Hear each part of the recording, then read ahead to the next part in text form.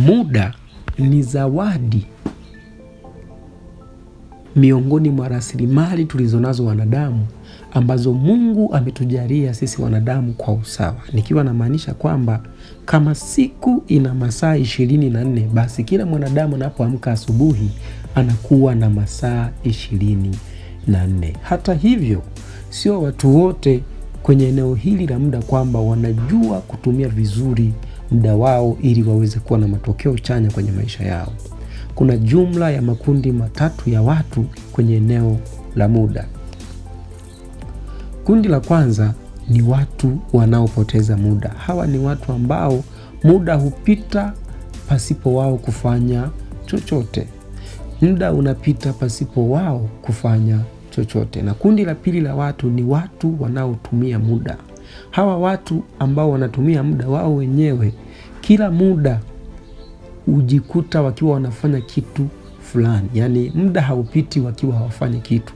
Ni watu wenye shughuli nyingi, ni watu wenye mambo mengi, ni watu ambao wanafanya mambo mengi kwa muda. Na kundi la tatu la watu ni watu wanaowekeza kwenye muda. Hili kundi la watu wanaowekeza kwenye muda ni watu ambao wao wanafahamu ni kitu gani sahihi cha kufanya kulingana na muda walio nao. Wanafahamu kitu sahihi cha kufanya kulingana na muda walio nao. Na hili ndilo kundi ambalo unatakiwa uwemo ikiwa unataka kufanikiwa kwenye maisha yako. Unatakiwa uelewe ni kitu gani cha kufanya kulingana na wakati ulio nao. Usiwe miongoni mwa watu wanaopoteza muda na usiwe miongoni mwa watu wanaotumia muda, bali uwe miongoni mwa watu wanaowekeza kwenye muda walio nao. Watu wengi wamejikuta wakipoteza muda pasipo wao kujua, kwa sababu hawajui kitu gani sahihi cha kufanya kulingana na muda walio nao. Ikiwa haujui kitu sahihi cha kufanya kulingana na muda ulio nao katika maisha yako, kulingana na umri ulio nao katika maisha yako, kulingana na kipindi ulichopo kwenye maisha yako, hata kama utatumia muda utaupoteza, kwa sababu hautafanya kitu ambacho ni cha maana cha kukusaidia kwa ajili ya maisha yako ya mbele. Hiyo ndio namna ambavyo watu wengi huwa wanapoteza muda. Manake hajui ni kitu gani sahihi cha kufanya katika umri alionao au katika kipindi cha wakati na muda alionao. Je, ufanyeje? Ni kitu gani ukifanya ili kuhakikisha unatumia muda wako vizuri?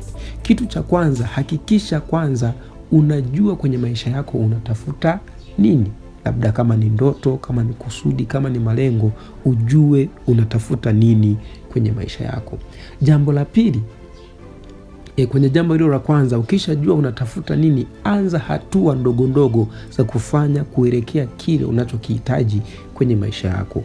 Jambo la pili, soma vitabu vinavyozungumzia kwa habari ya muda ili uweze kuelewa ni kwa namna gani unaweza kutumia muda vizuri. Unaweza ukasoma vitabu au kuhudhuria semina au katafuta mafundisho yanayofundisha kwa habari ya muda ili uweze kujua muda wako unautumiaje. Na jambo lingine la mwisho kwenye eneo hili la muda ili uweze kujua namna ambavyo unaweza ukawekeza kwenye muda wako ni kuwa na watu wanaoitwa washauri. Kwa jina la Kiingereza wanaitwa mentors.